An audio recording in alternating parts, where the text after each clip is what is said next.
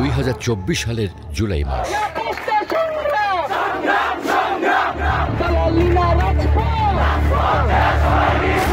বাংলাদেশের ইতিহাসে ঘটে যায় এক ঐতিহাসিক পরিবর্তন। 1971-এর মহান মুক্তিযুদ্ধের পর আমাদের জাতীয় জীবনে এত বড় ঘটনা আর ঘটেনি। জুলাইয়ের প্রতিটি দিন ছিল আমাদের জন্য ভয়ের, আতঙ্কের, প্রিয় কাউকে হারানোর বেদনার, আবার ঘুরে দাঁড়ানোর উদ্দীপনার, আবু সাইদের মতো বুক চিতিয়ে অন্যায়কে রুখে দেওয়ার, কিংবা মুগ্ধের মতো পানি বিলাতে বিলাতে নিজের জীবনকে অকাতরে বিলিয়ে দেওয়ার।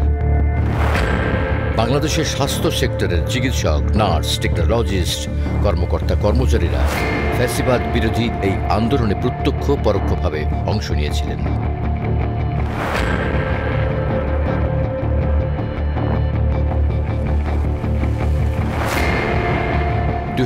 সালের 5 জুন ফ্যাসিবাদী সরকারের ক্যাঙ্গারু কোর্ট সরকারি চাকুরিতে কোটা সংক্রান্ত একটি বিতর্কিত রায় দেওয়ার সাথে সাথেই সারা দেশের বিভিন্ন শিক্ষা প্রতিষ্ঠানে সাধারণ শিক্ষার্থীরা তীব্র প্রতিবাদ এবং কোটা সংস্কারের দাবি জানায়। আন্দোলনকারীদেরকে তুচ্ছ তাচ্ছিল্য করে রাজাকারের নাতিপুতি বলে গালি দেন শেখ হাসিনা। রাজাকারের নাতিপুতিরা সবকিছু পাবে, মুক্তিযোদ্ধারা পাবে না। গণমাধ্যমে হাসিনার এই মন্তব্য লাইভ সম্প্রচারের সাথে সাথেই ঢাকা বিশ্ববিদ্যালয়ে রাতের আধার ভেদ করে গগন বিদারী প্রতিবাদ প্রতিধ্বনিত হতে থাকে। ছাত্রলীগ, যুবলীগের সশস্ত্র ক্যাডাররা শিক্ষার্থীদের হামলা করলে বহু ছাত্রছাত্রী আহত হয়। সরকারের দলীয় ক্যাডার এবং রাষ্ট্রযন্ত্র দিয়ে আক্রমণ করে সাধারণ ছাত্রদের অহিংস আন্দোলনকে সহিংস রূপ দিতে থাকে। ফ্যাসিস্ট সরকারের ক্যাডাররা sir Salimullah medical, Chittagong medical college সহ বিভিন্ন মেডিকেল কলেজ শিক্ষার্থীদের উপর আক্রমণ চালায়।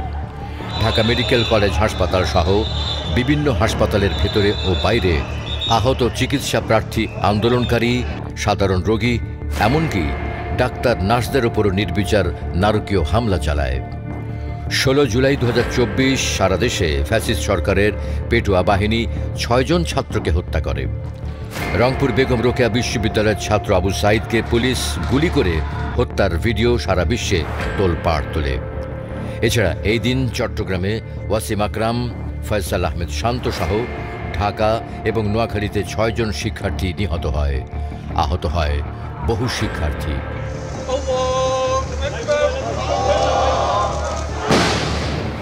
পুলিশের হামলা থেকে নিহত ছাত্রদের জন্য গায়েবানা জানাজাও রেহাই পায়নি। আন্দোলন দমাতে সরকার যত মরিয়া হয়ে ওঠে, সাধারণ মানুষও ততই বিক্ষুব্ধ হতে থাকে। 18 জুলাই থেকে দেশ অগ্নিগর্ভ হয়ে ওঠে।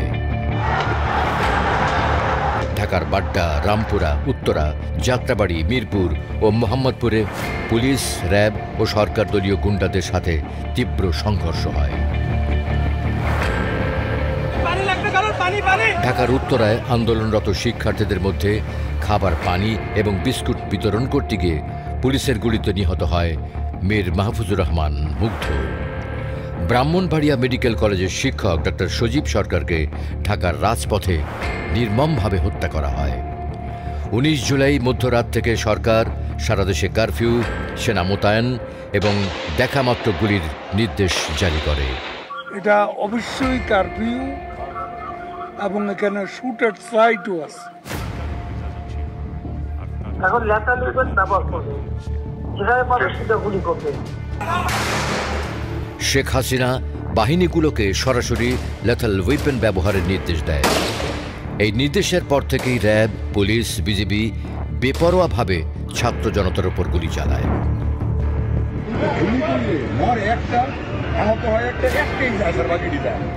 বাংলাদেশের ইতিহাসে জঘন্যতম ঘটনা হল হেলিকপ্টার থেকে গুলিবর্ষণ করে সাধারণ মানুষ মেরেছে র্যাব। এইসব হত্যাকাণ্ডের শিকার হয়েছে 4 বছরের শিশু থেকে শুরু করে গৃহিণী কিংবা বয়স্ক পুরুষরাও। সংবাদপত্রের তথ্য অনুযায়ী জুলাই আন্দোলনে সারা দেশে অন্তত 89 জন শিশু মারা গেছে। জাতিসংঘের মানবাধিকার কমিশনের তথ্য অনুযায়ী 2024 সালের জুলাই আগস্ট মাসে বাংলাদেশে গণহত্যায় 1400 জনের বেশি নিহত হন। গণমাধ্যমের তথ্য অনুযায়ী আহতের সংখ্যা 22,000-এরও বেশি। 2024-এর এই গণ অভ্যুত্থানে চিকিৎসক, নার্স সহ স্বাস্থ্যকর্মীদের অবদান ছিল অসামান্য। জুলাই থেকেই দেশের সরকারি, বেসরকারি হাসপাতাল এবং মেডিকেল কলেজগুলোতে আন্দোলন দৃশ্যমান রূপ পায়। আহত আন্দোলনকারীদের ভরসার স্থান হয়ে দাঁড়ায় দেশের হাসপাতালগুলো। 17 থেকে 21 জুলাই রাজপথে সংঘর্ষ চলাকালে শুধু ঢাকা মেডিকেলেই প্রতিদিন গড়ে 1000-এরও অধিক গুলিবিদ্ধ রোগী চিকিৎসা নেয়। লাশের স্তূপে ভারী হতে থাকে মেডিকেল কলেজগুলোর মর্গ। গুলিবিদ্ধ রোগীর চাপে ভেঙে পড়ার উপক্রম হয় স্বাস্থ্যসেবা কার্যক্রম। কিন্তু দায়িত্বরত চিকিৎসকদের হার না মানা মানসিকতা আর মানবিক দায়িত্ববোধের কারণে বেঁচে যায় অগণিত প্রাণ। হাসপাতালের ভেতরে শুধু নয়, 100-রও বেশি অ্যাম্বুলেন্স নিয়ে অসংখ্য ডাক্তার ও সেবা সংগঠন রাজপথে উপস্থিত ছিল। ঢাকা সহ বিভাগীয় শহরগুলোতে 5000-এরও বেশি মেডিকেল শিক্ষার্থী রাজপথে স্বেচ্ছাসেবী হিসেবে অসামান্য ভূমিকা রাখে।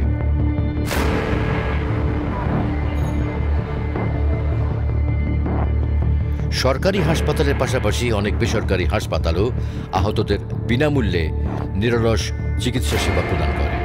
ফ্যাসিবাদ বিরোধী এমন কোনো আন্দোলন সংগ্রাম নেই যেখানে চিকিৎসক, নার্স সহ স্বাস্থ্যকর্মীরা জীবন বাজি রেখে ঝাঁপিয়ে পড়েননি। গ্রেপ্তার করা হয় অনেককে। তারা একদিকে যেমন আহতদের চিকিৎসা দিয়েছেন, নানা রকম হুমকি, ধামকি ও ঝুঁকি নিয়ে, তেমনি গণ অভ্যুত্থানেও সম্পৃক্ত হয়েছেন সরাসরি।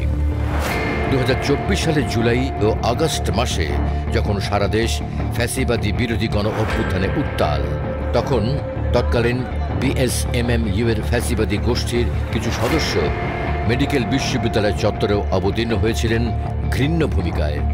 তারা আন্দোলনকারীদের আক্রমণ করেই ক্ষান্ত হয়নি, চালিয়েছে হত্যাকাণ্ড পর্যন্ত। ভাঙচুর ও পুড়িয়ে বিশ্ববিদ্যালয়ের নিজস্ব সম্পদ ধ্বংস করেছে শুধুমাত্র আন্দোলনকারীদের নামে দায় চাপানোর হীন উদ্দেশ্যে।